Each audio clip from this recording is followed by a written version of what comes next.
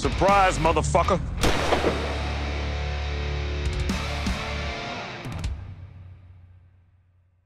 Salut tout le monde et bienvenue dans une nouvelle réaction.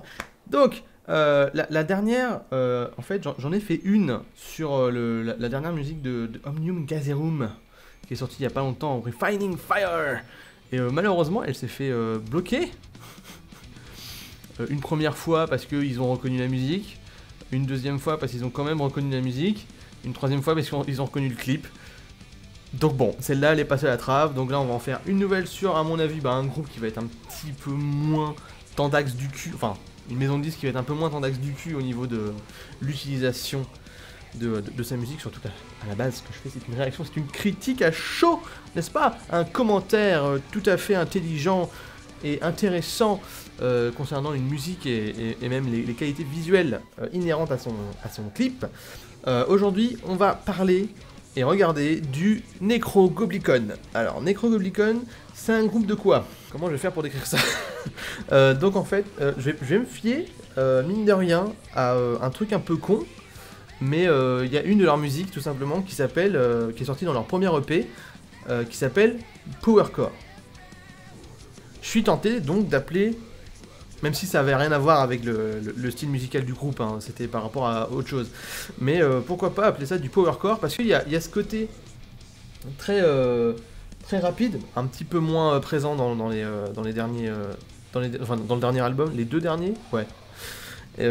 Ils ont un caractère peut-être un petit peu plus posé et limite divergent de leur genre de base de leur début. Mais ouais, il y avait ce côté-là, un petit peu. Sur Stench par exemple, leur premier véritable album, qui était ouais, ça fusait, c'était pas mal. Il y avait ce côté un peu power, mélangé avec du death mélodique. Donc je sais pas, du death mellow, quelque chose qu'on pourrait appeler du powercore. Pourquoi pas, même si je suis pas, non, il me semble pas qu'il y ait de breakdown dedans, donc bon. Donc voilà. On se retrouve aujourd'hui avec un nouveau clip qu'ils ont sorti. Je suis pas très fan de leur toute dernière sortie. Ils avaient leur dernier album en fait. Je suis pas super fan du revirement stylistique du groupe. Mais bon, ça reste quand même quelque chose de qualitativement très poussé. C'est peut-être même un défaut à ce point-là, parce que c'est vrai qu'en fait le groupe est tellement... Leur musique est tellement poussée jusqu'aux confins de ce que tu peux faire au niveau de la production, que il manque peut-être ce côté un petit peu plus garage, mais c'est un avis que j'ai très rarement, ça, pour le coup. Mais ouais, ça manque peut-être un petit peu pas de sincérité, mais il n'y a pas ce côté vrai et rentre dedans, mais bon, c'est pas grave. Pour en revenir à ce qu'on va regarder maintenant, c'est The Many Faces of Dr. Hubert Mabok. On va voir ça, je sais pas du tout à quoi m'attendre. Je sais même pas si c'est un clip qui est fait sur une musique du dernier album. À mon avis, oui. Donc on va voir ce que ça donne. Je vais pouvoir remettre mes outils de visionnage. Et voilà. On est parti dans 3, 2, 1. Et c'est parti. Un petit clip avec des images... de certains de leurs concerts, dans des festes et compagnie. Oui, truc que j'ai pas dit pour ce groupe, si vous connaissez pas, c'est la présence d'un gobelin dans les membres du groupe. Je sais pas comment il s'appelle, c'est pas John Goblikon, je sais plus comment il s'appelle, enfin bref, j'ai plus le nom là, mais en gros c'est un mec qui se déguise en gobelin et qui est là tout le temps, pendant les concerts, qui danse, qui fait la voix aussi sur scène. Et même dans les clips, il a une place prépondérante, c'est plutôt fun, c'est plutôt rigolo. Oh, cette bonne moustache. Oh, cette Dirty Sanchez là. Du chanteur. Bah, c'est pas mal du tout, dis donc. Si c'est du dernier album, ça devait être une que j'ai pas entendue, parce que putain, elle est pas mal.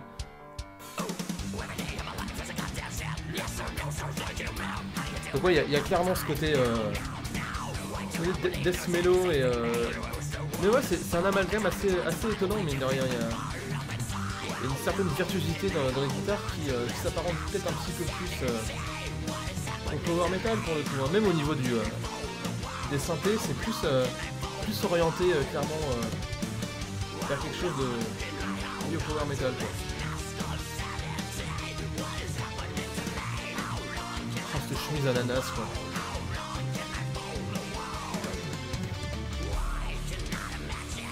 Oh, oh c'est bon ça.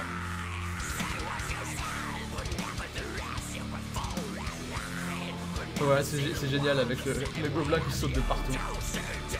Gobelin en converse, tout va bien. Magnifique. Merci de nous avoir montré tes aisselles. Je me demande comment ils font tenir quand même tenir aussi bien le masque, parce que mine de rien, quand il est de bang et compagnie, solo.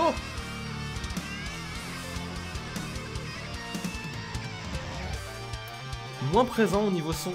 D'habitude ils sont beaucoup plus prépondérants. Ah, maintenant. Voilà, cet aspect très power aussi.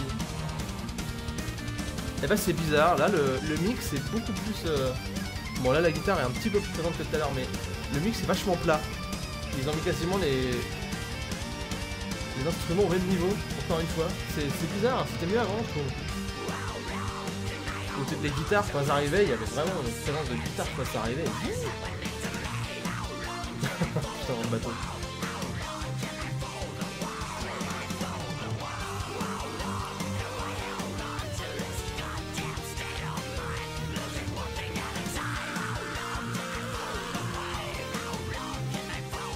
Il y a un petit côté 8 bits là derrière, on entend dans le fond.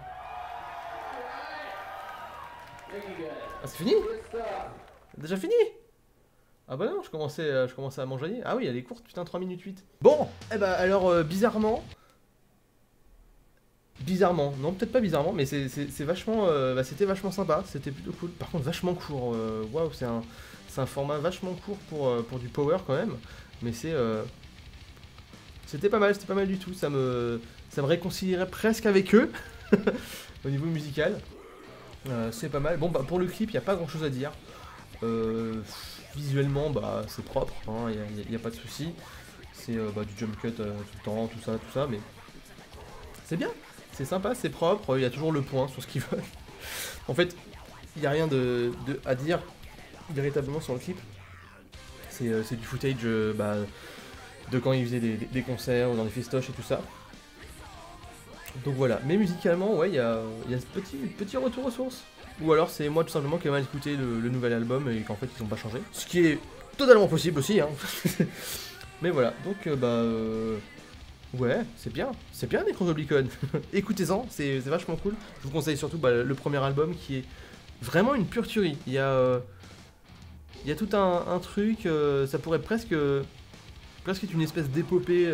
C'est pas une seule et même histoire, mais musicalement, c'est... En tout cas, c'est très stable, hein. Il n'y a pas d'envolée un peu bizarre et de changement de style. C'est vraiment... Ils sont très fidèles à ce qu'ils font, en tout cas dans cet album-là, mais je vous le conseille vraiment. C'est un très bon album. Je ferai peut-être une review un jour sur Necroblicon. On verra. À l'occasion, pourquoi pas. Donc voilà, on a terminé cette réaction qui est plutôt courte. Pour en revenir sur celle sur Omnium Gazerum, pour en parler vite fait à la fin, parce qu'en fait j'ai tellement la mort qui me l'est bloqué à chaque fois, même quand j'ai essayé de refaire les montages pour que ce soit moins visible ou que ce soit que ce soit plus copyright friendly.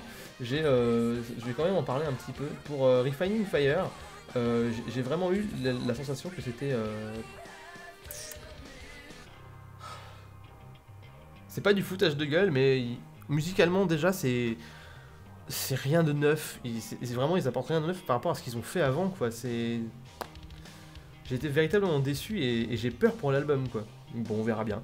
Puis sinon au niveau de la vidéo, j'ai pété littéralement un câble quand j'ai vu des espèces de... Ils faisaient en fait, ils détouraient des images, enfin des trucs fixes de photos et essayaient de les réimplanter dans une vidéo, un format vidéo où, par exemple, ça se passe en fait dans une forêt, donc t'as des rivières et tout ça, ils te prennent tout un pan immobile, même avec des fois des trucs de la rivière immobile, ils te le recalent dessus, donc t'as un endroit où c'est ultra immobile, tandis qu'il y a d'autres endroits où tu vois l'eau couler.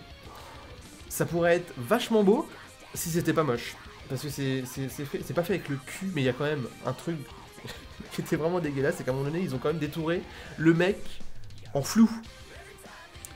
Détouré un truc flou. Alors, comment vous expliquer à quel point c'est juste dégueulasse au niveau du rendu. Après, je me suis dit peut-être que le mec, il a bossé avec l'écran en petit. Parce qu'en fait, quand tu mets l'écran en plus petit, ne serait-ce que pour un visionnage sur YouTube, c'est beaucoup moins visible.